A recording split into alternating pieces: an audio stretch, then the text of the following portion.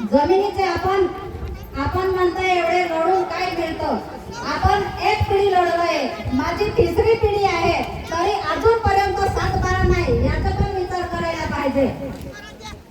माझी तिसरी पिढी आहे तर एवढं आपल्याला लढावं लागतं. जमीन काय आपल्या सोप्यामध्ये नाही भेटत, कोणी आपल्याला देत नाही. आपला बाप पण आपल्याला सोप्यामध्ये जमीन करून देत नाही.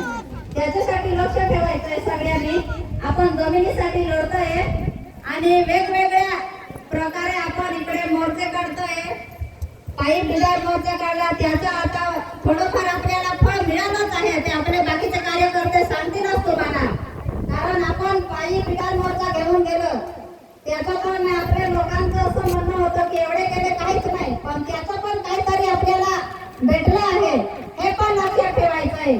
आणि सत्यशोधक कम्युनिस्ट पक्ष जो आहे याच्याशी आपण मिळून राहिलो, जुळून राहिलो तर याचा परिणाम हळूहळू आपल्याला दिसतोय.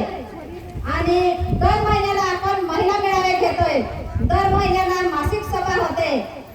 त्या मासिक सभेमध्ये पण महिला येत आहे, महिलांची उपस्थित राहते. तर प्रत्येक उपसमितीला आपण तारखे ठरले आहे, त्याप्रमाणे दर महिन्याला तारखेनुसार आपली उपसमितीची महिला सभा बैठक होत आहे.